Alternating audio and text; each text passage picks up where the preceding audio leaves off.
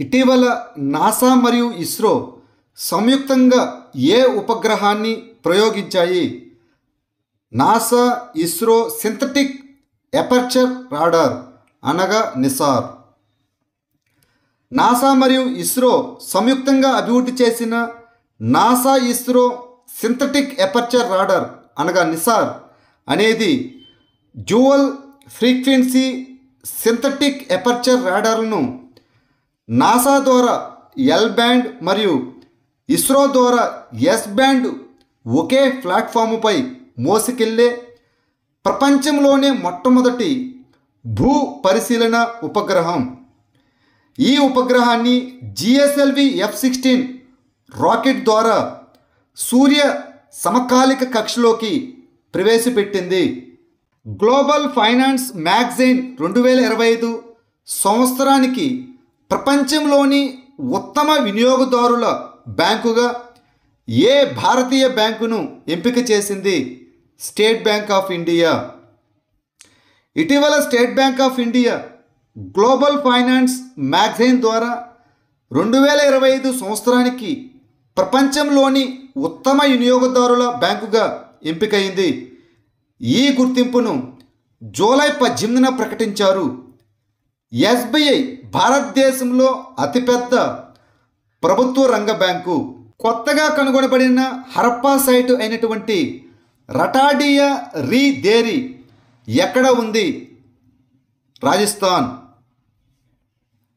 ఇటీవల రాజస్థాన్లోని జైసల్మేర్ జిల్లాలోని రటాడియా రీ దేరి వద్ద ఒక హరప్పా ప్రదేశం కనుగొనబడింది. ఇది థార్ ఎడారి ప్రాంతంలోని మొదటి సింధులోయ స్థావరాన్ని సూచిస్తుంది. ఈ ప్రదేశం 2600 నుండి 1900 BC మధ్య నాటి సింధు లోయ నాగరికత యొక్క పట్టణ దశకు చెందినది. ఇది భారతదేశం పాకిస్తాన్ సరిహద్దుకు సమీపంలో ఉన్న 4500 సంవత్సరాల పురాతన గ్రామీణ హరప్పా స్థావరం. మహిళా స్వయం సహాయక బృందాలకు అనగా సెల్ఫ్ హెల్ప్ గ్రూప్స్లకు డ్రోన్లను అందించే లక్ష్యంతో ఉన్న కేంద్ర రంగ పథకం పేరు ఏమిటి? నమో డ్రోన్ దీదీ పథకం. ఇటీవల ప్రభుత్వం నమో డ్రోన్ దీదీ పథకాన్ని కేంద్ర రంగ పథకంగా ఆమోదించింది. దీనికోసం 2023-24 నుండి 2025-26 వరకు మొత్తం 1261 కోట్ల వ్యయంతో మహిళా స్వయం సహాయక బృందాలకు 15,000 డ్రోన్లను అందించనుంది. ఈ పథకం అధునాతన వ్యవసాయ సాంకేతికతను ప్రోత్సహించడం, పంట దిగుబడిని పెంచడం, కార్యాచరణ ఖర్చులను తగ్గించడం మరియు ఆదాయం మరియు జీవనోపాధి కోసం సెల్ఫ్ హెల్ప్ గ్రూప్స్లను డ్రోన్ సేవా ప్రదాతలుగా శక్తివంతం చేయడం లక్ష్యంగా పెట్టుకుంది. ప్రపంచ స్థాయిలో ఐకానిక్ పర్యాటక కేంద్రాలను అభివృద్ధి చేయడానికి ప్రభుత్వం ఇటీవల ప్రారంభించినటువంటి పథకం పేరు ఏమిటి? మూలధన పెట్టుబడి కోసం రాష్ట్రాలకు ప్రత్యేక సహాయం. ఇటీవల పర్యాటక మంత్రిత్వ శాఖ మూలధన పెట్టుబడి కోసం రాష్ట్రాలకు ప్రత్యేక సహాయం అనే పథకాన్ని ప్రారంభించింది. ఈ పథకం ఐకానిక్ పర్యాటక ప్రదేశాలను ప్రపంచ స్థాయి ఆకర్షణలుగా అభివృద్ధి చేయడమే లక్ష్యంగా పెట్టుకుంది. మార్చి 31, 2026 వరకు ఈ ప్రాజెక్టులకు కేంద్ర ప్రభుత్వం ఆర్థిక సహాయం అందిస్తుంది. రాష్ట్ర ప్రభుత్వాలు ఆమోదించబడిన ప్రాజెక్టులను చేస్తాయి మరియు నిర్వహిస్తాయి. ఎంచుకున్న ప్రతి ప్రాజెక్టును 2 సంవత్సరాల లోపు పూర్తి చేయాలి. IMF 2025 మరియు 26 సంవత్సరాలకు భారతదేశ వృద్ధి అంచనాను ఎంత శాతానికి పెంచింది? 6.4%. అంతర్జాతీయ ద్రవ్యనిధి 2025 మరియు 26 ఇంటికి భారతదేశ వృద్ధి అంచనాను 6.4% పెంచింది. ఇది మునుపటి అంచనాలు అయినటువంటి 6.2% మరియు 6.3% నుండి పెరిగింది. ఈ సవరణ భారతదేశం అత్యంత వేగంగా అభివృద్ధి చెందుతున్న ప్రధాన ఆర్థిక వ్యవస్థగా అవతరించింది.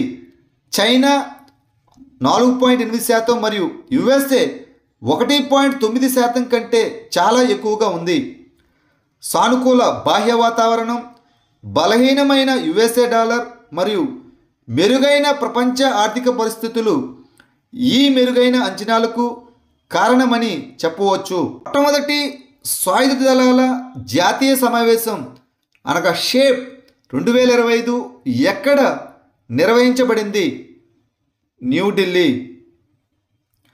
న్యూఢిల్లీలోని ఆర్మీ హాస్పిటల్ రీసెర్చ్ అండ్ రెఫరల్లోని హాస్పిటల్ అడ్మినిస్ట్రేషన్ విభాగం ఇటీవల జూలై 26-27న sustainable hospital architecture, planning, infrastructure మరియు ఈక్విప్మెంటుపై మొట్టమొదటి సాయుధ దళాల జాతీయ సదస్సు అయినటువంటి షేప్ 2025ను నిర్వహించింది. ప్రాలే క్షిపణిని ఏ సంస్థ అభివృద్ధి చేసింది? రక్షణ పరిశోధన మరియు అభివృద్ధి సంస్థ డిఆర్డిఓ. రక్షణ పరిశోధన మరియు అభివృద్ధి సంస్థ డిఆర్డిఓ జూలై 28-29 తేదీలలో ఒడిశాలోని డాక్టర్ ఏపీజే అబ్దుల్ కలాం ద్వీపం నుండి ప్రాలే క్షిపణి యొక్క 2 విజయవంతమైన విమాన పరీక్షలను నిర్వహించింది. ఈ ప్రాలే అనేది అధిక ఖచ్చితత్వం కోసం అధునాతన మార్గదర్శకత్వం మరియు నావిగేషన్తో స్వదేశీగా అభివృద్ధి చేయబడిన క్వాసీ బ్యాలిస్టిక్ క్షిపణి. ఈ క్షిపణి 150 నుండి 500 కిలోమీటర్ల పరిధిని కలిగి ఉంటుంది. Sustainable wellness of students, a collective responsibility in higher education అనే పుస్తకాన్ని ఏ రాష్ట్ర ముఖ్యమంత్రి విడుదల చేశారు? ఉత్తరాఖండ్. ఉత్తరాఖండ్ ముఖ్యమంత్రి పుష్కర్ సింగ్ ధామి జూలై 26న sustainable wellness of students, a collective responsibility in higher education అనే పుస్తకాన్ని ఆవిష్కరించారు. ప్రొఫెసర్ లతా పాండే మరియు డాక్టర్ రామానంద్ సంపాదకీయం చేసినటువంటి ఈ పుస్తకం విద్యార్థి జీవిత సవాళ్లను ఎదుర్కోవడానికి వ్యూహాలను వివరిస్తుంది. మహిళల యూరోకప్ 2025 టైటిల్ను గెలుచుకున్న దేశం ఏది? ఇంగ్లాండ్. డిపెండింగ్ ఛాంపియన్ అయిన ఇంగ్లాండు ప్రపంచ ఛాంపియన్ అయిన స్పెయిన్ను ఓడించి యుఫా యూరోపియన్ ఉమెన్స్ ఛాంపియన్షిప్ యొక్క 14వ ఎడిషన్ను గెలుచుకుంది. దీనిని యుఫా ఉమెన్స్ యూరోకప్ అని కూడా పిలుస్తారు. ఫైనల్ జూలై 27న బాసెల్ స్విట్జర్లాండ్లోని నగరంలోని సెయింట్ జాకోబ్ పార్క్ స్టేడియంలో జరిగింది. దేశంలో మొట్టమొదటి ఏఐ ఆధారిత రోడ్డు భద్రత పైలట్ ప్రాజెక్టును ఏ రాష్ట్రంలో ప్రారంభించారు? ఉత్తరప్రదేశ్. భారతదేశంలో మొట్టమొదటి కృత్రిమ మేధస్సు ఆధారిత రహదారి భద్రతా పైలట్ ప్రాజెక్టును ఉత్తరప్రదేశ్లో రోడ్డు రవాణా మరియు రహదారుల మంత్రిత్వ శాఖ ఆమోదించింది.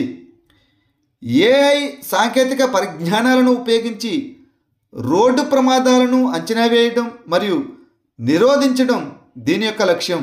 కోస్ట్ గార్డ్ కోసం భారతదేశపు మొట్టమొదటి స్వదేశీ హోవర్ క్రాఫ్ట్ నిర్మాణం ఏ రాష్ట్రంలో ప్రారంభమైంది? గోవా. భారత కోస్ట్ గార్డ్ కోసం దేశంలోనే మొట్టమొదటి స్వదేశీ హోవర్ క్రాఫ్ట్ నిర్మాణాన్ని ప్రారంభించడంతో భారతదేశం సముద్ర రక్షణలో ఒక మైలురాయిని సాధించింది. తీర ప్రాంత నిఘా మరియు శోధన, అదేవిధంగా రెస్క్యూ కార్యకలాపాలను పెంచే లక్ష్యంతో గోవాలోని చౌగులే మరియు కంపెనీ ప్రైవేట్ లిమిటెడ్లో ఈ ప్రాజెక్టు జూలై 30న ప్రారంభమైంది. పర్యావరణ పరిరక్షణ నియమాలు 2025 ఏ చట్టం కింద జారీ చేయబడ్డాయి? పర్యావరణ పరిరక్షణ చట్టం 1986. ఇటీవల జూలై 25న పర్యావరణ, అటవీ మరియు వాతావరణ మార్పుల మంత్రిత్వ శాఖ కలుషిత ప్రదేశాల పర్యావరణ పరిరక్షణ నిర్వహణ నియమాలు 2025ను నోటిఫై చేసింది. ఈ నియమాలు పర్యావరణ పరిరక్షణ చట్టం 1986 కింద జారీ చేయబడ్డాయి. రసాయనికంగా కలుషితమైన ప్రదేశాలను నిర్వహించడానికి భారతదేశం అధికారిక విధానాలను రూపొందించడం ఇదే మొదటిసారి. ప్రమాదకరమైన రసాయనాలు నేల భూగర్భ జలాలను లేదా ఉపరితల నీటిని కలుషితం చేసిన ప్రదేశాలను గుర్తించడం మరియు శుభ్రపరచడం ఈ నియమాల లక్ష్యం. మేరా గావ్ మేరీ ధరోవర్ కార్యక్రమం ఏ మంత్రిత్వ శాఖ యొక్క ఇనిషియేటివ్? సాంస్కృతిక మంత్రిత్వ శాఖ. మేరా గావ్ మేరీ ధరోవర్ అనేది national mission on cultural mapping కింద సాంస్కృతిక మంత్రిత్వ శాఖ యొక్క పాన్ ఇండియా ఇనిషియేటివ్. ఇది ఆజాదీ కా అమృత్ మహోత్సవ్లో భాగంగా జూలై 27న ప్రారంభించబడింది. అన్ని రాష్ట్రాలు మరియు కేంద్రపాలిత ప్రాంతాల్లో 6.5 లక్షల గ్రామాలను డిజిటల్గా మ్యాప్ చేయడం దీని యొక్క లక్ష్యం. దీనిని Indira Gandhi national centre for the arts అమలు చేస్తుంది.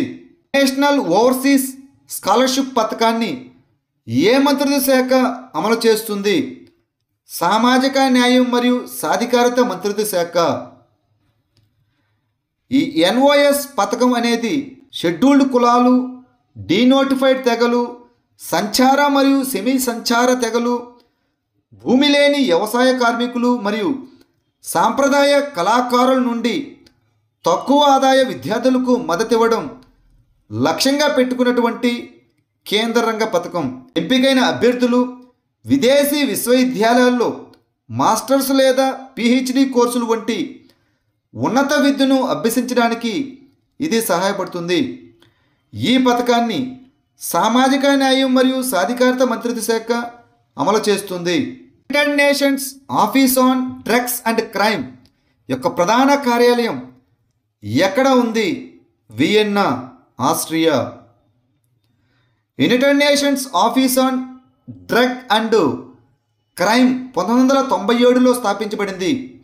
ఇది మాదక ద్రవ్యాల దుర్వినియోగ ప్రమాదాలపై ప్రజలకు ఒక అవగాహన కల్పిస్తుంది మరియు మాదక ద్రవ్యాల అక్రమ రవాణా మరియు మాదక ద్రవ్యాల సంబంధిత నేరాలకు వ్యతిరేకంగా చర్యలను బలోపేతం చేయడంలో సహాయపడుతుంది. దీని యొక్క ప్రధాన కార్యాలయం ఆస్ట్రియాలోని వియన్నాలో ఉంది. ఇటీవల ప్రారంభించబడిన శక్తి విధానం 2025 ఏ రంగానికి సంబంధించినది? బొగ్గు రంగానికి. ఇటీవల ప్రభుత్వం పారదర్శక బొగ్గు కేటాయింపు కోసం సవరించిన శక్తి విధానం 2025ను ప్రారంభించింది. ఈ శక్తి అనగా భారతదేశంలో కోలును అనగా బొగ్గును పారదర్శకంగా వినియోగించే మరియు కేటాయించే పథకం. ఇది కేంద్ర ఉత్పత్తి సంస్థలైనటువంటి జెన్కోలు, రాష్ట్ర జెన్కోలు మరియు స్వతంత్ర విద్యుత్ ఉత్పత్తిదారులు సహా అన్ని విద్యుత్ ఉత్పత్తిదారులకు పారదర్శక బొగ్గు అనుసంధానాలను నిర్ధారిస్తుంది. ఇది బొగ్గును కలిగి ఉన్న రాష్ట్రాలకు బొగ్గు లభ్యత, మైనింగ్ మరియు ఆదాయాన్ని పెంచుతుంది.